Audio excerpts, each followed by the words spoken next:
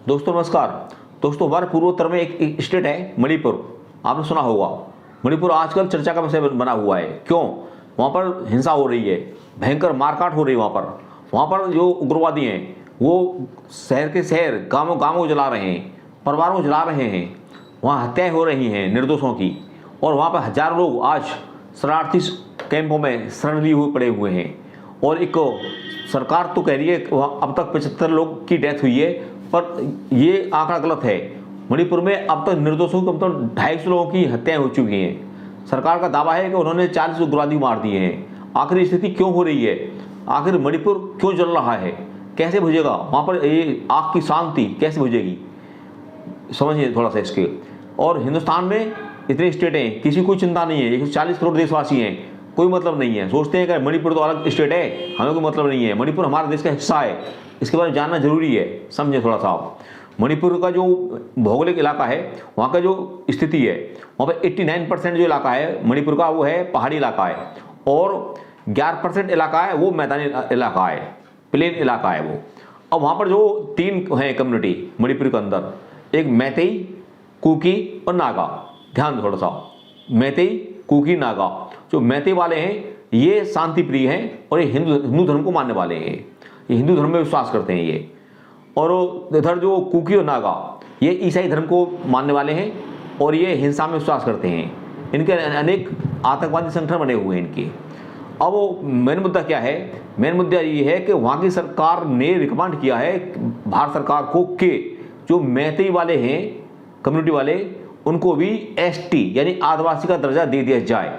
बस इसी मुद्दे पर कुकी और नागाओं ने वहाँ पर विद्रोह कर दिया है। वहाँ मारकाट मचा रखी है भयंकर बड़े पैमाने पर। हमारे गृह मंत्री 3 दिन की यात्रा पर वहाँ गए हुए हैं और पुलिस के द्वारा कंट्रोल स्थिति नहीं हो पा रही। वहाँ सेना लगानी पड़ रही है वहाँ पर हमें। तो समझ जाइए आप कि स्थिति कितनी गंभीर हो चुकी है वहाँ पर। अब इनकी थोड़ा सा वो देखिए कि किसका क्या प्रभाव है वहाँ पर। जो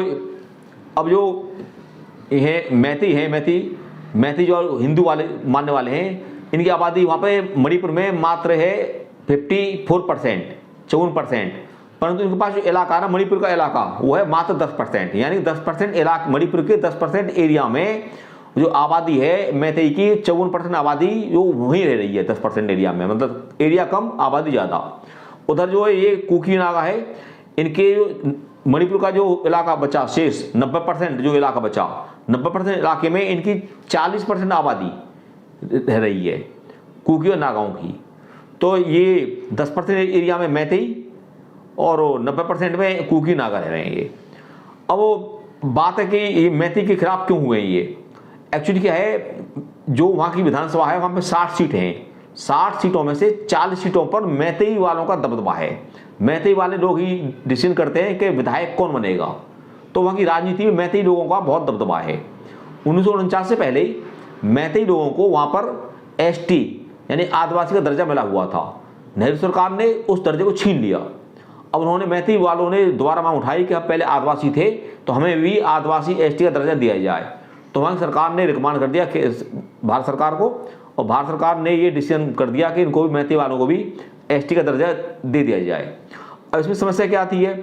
समस्या ये आती है कि इसके कि ये कहते हैं कि ऐसा होता है कि यदि मैतेई वालों को भी एसटी का दर्जा दे दिया गया तो कुकी नागा वाले समझते हैं कि उनके जो है रोजगार में और इंडस्ट्री में, पर्यटन में, जो उद्योग धंधे हैं उनमें उनके अवसर कम हो जाएंगे। क्योंकि मैतेई वालों का विधानसभा में दबदबा है, शासन में, प्रशासन में, वहाँ पर जितने भी अधिकारी हैं उनमें सारे हैं वो मैतेई वाले हैं।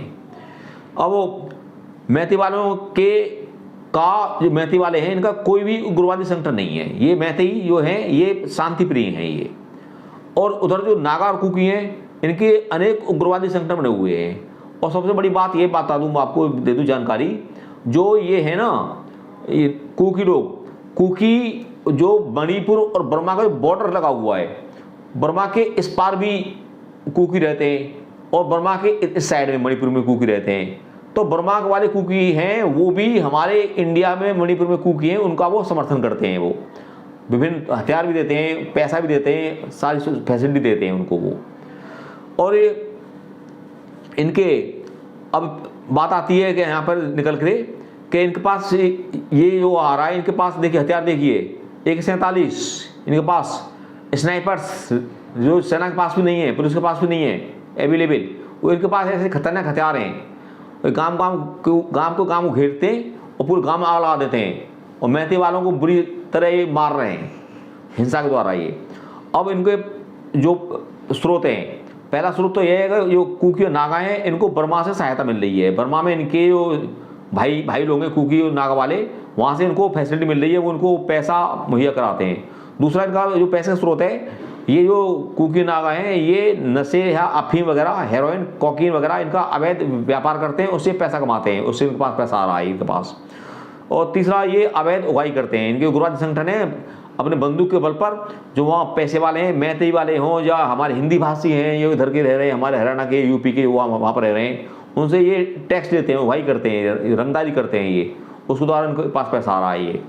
और सबसे बड़ी बात, चाइना देखता है मौका, पता है कि वहाँ पे चल रहा है संघर्ष चल रहा है आपस में, तो इसको भड़काओ और जिससे कि मणिपुर स्टेट में के दो हिस्से हो जाए, टूट जाए और भारत कमजोर हो जाए।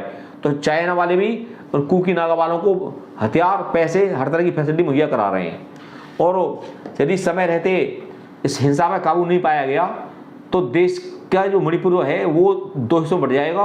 और ये निश्चित मानिए कि मैतेई वाले लोगों को बहुत भारी नुकसान होगा और ये हजारों संख्या में इनको मारा जाएगा। एक नरसंहार की स्थिति पैदा होती जा रही है वहाँ पर लगातार, क्योंकि कुकी और नागा वालों को बहुत ही खतरनाक और आधुनिक एडवांस हथियार मिल रहे हैं चाइना से, बर्मा से, इनसे और अन्य जो उग्रवादी संगठन है। तो जितनी जल्दी हो सकता है भारत सरकार प्रयास तो कर ही रही है। मैं विपक्षी नेताओं से भी कहूँगा, ये को विपक्षी नेताओं को हमारे देश के अंदर काम ये है, आग में घी डालना, आग को और भड़काओ, देश को और जलाओ, देश को और अशांति फैलाओ। ये हमारे यहाँ विपक्षी पार्टियाँ जिम्मेदारी नहीं निभाती, देश के बारे में नहीं सोचती, सिर्फ अपने बारे में सोचती हैं। आज सभी से मेरी अपील है, जो भी भारतवासी देख रहे हैं, कि मणिपुर की हिंसा को सभी लोग जल्दी मिलकर शांत करें, जिससे सभी लोग वहाँ पे आराम से रह सकें। मैंने जो वीडियो दिया जानकारी आपको, उसके आधार पर बताएं कि मणिपुर की हिंसा शांत होनी चाहिए, नहीं होनी चाहिए, इसके पीछे जिम्मेदार कौन है। जय हिंद, जय भारत।